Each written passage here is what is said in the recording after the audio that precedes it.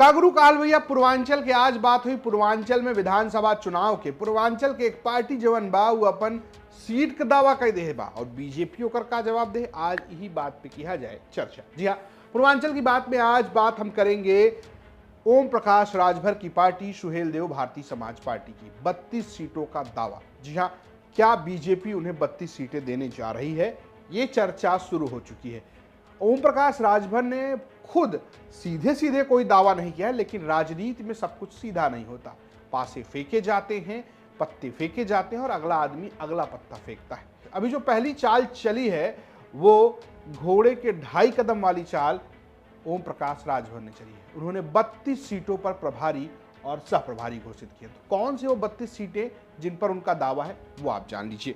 इसमें गाजीपुर की 2 सीटें हैं, जहूराबाद जहां से खुद ओम प्रकाश राजभर विधायक हैं, और दूसरी है जखनिया जहां से बेदीराम विधायक हैं। इसके बाद अगर आप बात करेंगे जौनपुर की, उसमें जफराबाद, केराकत और मलहनी पर भी दावा ठोका है। मलहनी सीट आप याद रखिए, ये वो सीट है जहां से धनंजय सिंह चुनाव लड़ते हैं और कई चर्चाएं ये हैं कि क्या धनंजय को ओम प्रकाश राजभर अपनी सिंबल पर चुनाव लड़ाएंगे। वहीं बनारस की अजगरा सीट पर दावा ठोका गया है, चंदौली की सकलडीहा और भदोही की भदोही सदर, और वहीं अगर आजमगढ़ की बात करेंगे तो अतरौलिया, फूलपुर पवई, दीदारगंज, मेहनगर जैसी सीटों पर दावा ठोका गया है। अतरौलिया को लेकर खुद ओम प्रकाश राजभर पहले कह चुके थे कि वो यहाँ से चुनाव लड़ेंगे, हालांकि बाद में उन्होंने इससे मना कर दिया। वो बोला कि अतरौलिया से चुनाव नहीं लड़ेंगे। चर्चा उनके बेटे अरुण राजभर के चुनाव लड़ने की वहाँ से चल रही है। वहीं अगर हम अगले जिले की बात करें तो मऊ से मऊ सदर, घोसी और मधुबन, ये 3 सीटें की हैं। अगर मऊ सदर की बात करें तो वहां से मुख्तार अंसारी के बेटे अभी फिलहाल सुभाषपा के ही सिंबल पे विधायक है, लेकिन अब वो समाजवादी पार्टी की तरफ रुख कर रहे हैं। देखना ये होगा कि कौन लड़ता है वहां से। चर्चा कई सारे बाहुबलियों के नाम की, और आप जानते हैं कि मुख्तार की लड़ाई किससे है। घोसी की सीट की अगर आप बात करेंगे तो इस पर पहले भी ओम प्रकाश राजभर दावा करते रहे हैं। बलिया की बात करेंगे तो बलिया में बेलथरा रोड, सिकंदरापुर, रसड़ा और फेफना। रसड़ा की वो सीट जहां से उमा शंकर सिंह बसपा से विधायक हैं, वहां पर ओम प्रकाश राजभर दावा करते नजर आ रहे हैं। इसके अलावा अंबेडकर नगर की अकबरपुर, जलालपुर, टांडा सीट पर दावा है। सुल्तानपुर की इसौली सीट पर दावा है, जहां से समाजवादी पार्टी की तरफ से चर्चा इस बात की है कि सोनू मोनू में से कोई एक चुनाव लड़ सकता है। वहीं अगर आप सिद्धार्थनगर की बात करेंगे तो डुमरियागंज, इटावा, बस्ती की बात करेंगे तो महादेवा, रुधौली और महाराजगंज की फरेंदा सीट पर दावा है। कुशीनगर की रामकोला, देवरिया की रामपुर कारखाना, हरदोई की सांडीला, बाराबंकी की रामनगर, सीतापुर की महोली और मुरादाबाद में मुरादाबाद ग्रामीण पर ये प्रभारी घोषित किए गए हैं और एक तरीके से दावा माना जा रहा है। इसको लेकर क्या मामला है, हमने बात की सुभाषपा के राष्ट्रीय प्रवक्ता और ओम प्रकाश राजभर के बेटे अरुण राजभर से। सुहेल देव भारतीय समाज पार्टी ने उत्तर प्रदेश के 32 विधानसभा सीटों पर अपने प्रभारी सह प्रभारी की नियुक्ति किया है। ये प्रभारी सह प्रभारी संगठन के निर्माण करने के लिए और आगामी विधानसभा में बूथ स्तर से लेकर के विधानसभा स्तर के संगठन को बेहतर बनाने के लिए कार्य करने का काम करेंगे। 32 विधानसभा सीटों में ऐसे भी विधानसभा सीटें हैं जहां 2017 में हम विधानसभा सीटें जीते थे। 2022 में वो विधानसभा सीटें हम सेकंड रनर रहे हैं। उसमें से 3 विधानसभा सीटें ऐसी हैं जो वर्तमान में भारतीय जनता पार्टी के पास हैं। बाकी सारी विधानसभा सीटें जो हैं वो समाजवादी पार्टी के पास हैं। तो ऐसे विधानसभाओं का चयन किया गया है जिन विधानसभाओं में पिछले 2017 में मार्जिन जिन मार्जिन से हम जीते थे, 2022 में कम मार्जिन की वजह से हम हारे हैं और आगे 2027 में उस जो कम मार्जिन से हारे हुए सीट हैं उन बेहतर करने के लिए जनता के बीच में लगातार कार्यक्रम चल रहे हैं, जनसभाएं हो रही हैं, रैलियां हो रही हैं और बूथ निर्माण का कार्यक्रम बहुत मजबूती से चल रहा है। लगातार समीक्षात्मक कार्यक्रम भी चल रहे हैं। इसी परिप्रेक्ष्य में सारे जो हमारे 32 विधानसभाओं का चयन हुआ है, उन 32 विधानसभाओं में हमारे चुनाव प्रभारी भी नियुक्त हुए हैं और सह प्रभारी भी नियुक्त हुए हैं।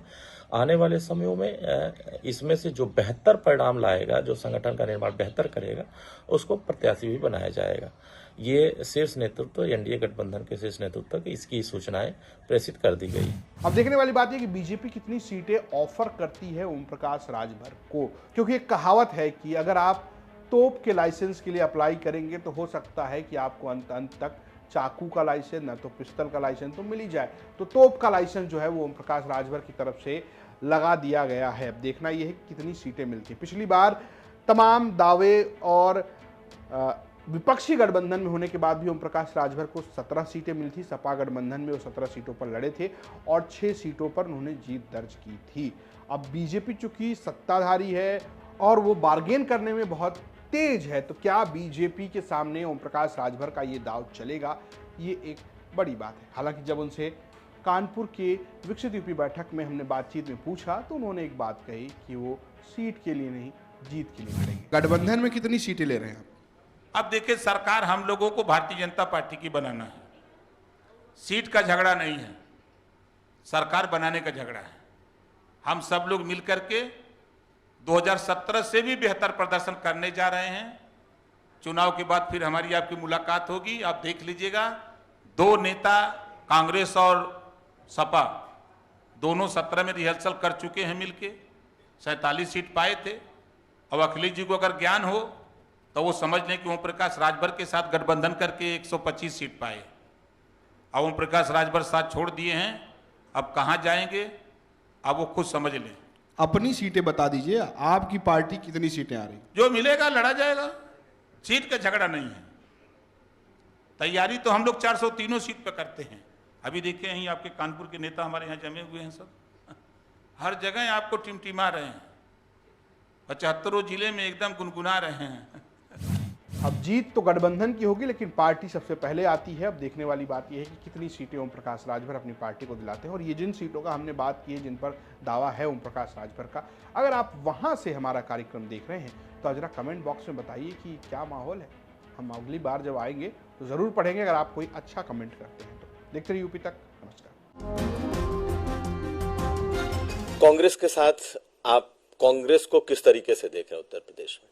क्योंकि अभी 1 हफ्ते पहले कांग्रेस पार्टी के 2 नेता बहन जी के दरवाजे पर गए, उन्होंने दस्तक दे दी।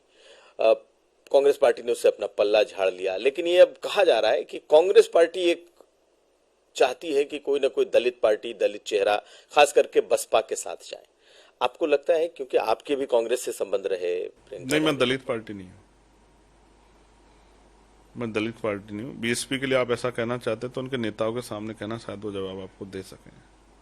उन्होंने तो अपने नारे बदल लिया, लेकिन आप उससे दलित पार्टी का टैग नहीं हटा पाए, ये बड़ा चिंताजनक है। बहुजन से उन्होंने सर्वजन कर दिया, बहुजन समाज के लोगों में, उनकी भावनाओं में, मनोबल में गिरावट आ गई, लेकिन वो फिर भी मुझे तकलीफ के साथ कहना पड़ेगा कि वो दलित नेता ही आप लोग उनको मानते रहे, ये बड़ा चिंताजनक है। आप खुद को दलित नेता नहीं मानते? आप कभी मुख्यमंत्री को ठाकुर नेता कह सकते हैं क्या? हिम्मत जुटा कहिए, तब मैं फिर मानूं कि आप, या XYZ जितने नेता, जैसे आप ब्रजेश पाठक जी से मिलेंगे तो उनसे कहीं आप ब्राह्मण नेता हैं, हालांकि वो ब्राह्मण सम्मेलन में जाते हैं, मैं तो नहीं जाता दलित सम्मेलन में, मैं तो बहुजन समाज के सम्मेलन में जाता हूं, लेकिन आप नहीं पूछ सकते हैं। लेकिन जो बात आपने कही कि भाई कांग्रेस के लोग, देखिए बड़ी नेता है वो, और जितना प्रोटोकॉल, जिस तरह का प्रोसीजर मैं समझता हूँ, समय लेके जाना चाहिए, जब समय मिल जाए तभी जाना चाहिए। हालांकि जिनके मन में आस्था वो जा सकते हैं, लेकिन मैंने कई बार समय लेने का प्रयास किया था, तो फिर ये कहा गया कि भाई जैसे औरों से मिलने जा सकते हैं तो वहाँ क्यों नहीं जा सकते। सत्य यही है कि समय लेना पड़ता है, और जब तक वो समय नहीं देंगे तो आप मिल नहीं सकते हैं। जैसे हमारी भी वार्ता हुई कि भाई आप किस दिन हम लोग बैठ के पॉडकास्ट कर सकते हैं, तो सोचे कि अगर आप अचानक से आ जाओ और मैं बिजी हूँ या मैं कहीं यहाँ नहीं हूँ तो आपका भी समय खराब होगा, और एक मन में ये भी होगा कि यार मैं गया, मेरा पैसा समय खराब हो गया, मैं मिल भी नहीं पाया, तो जो भावना है उनका भी अपमान होगा। तो ऐसे में समय लेके जाना चाहिए। बड़ी नेता है वो, उनकी सुरक्षा और सब चीजें हैं।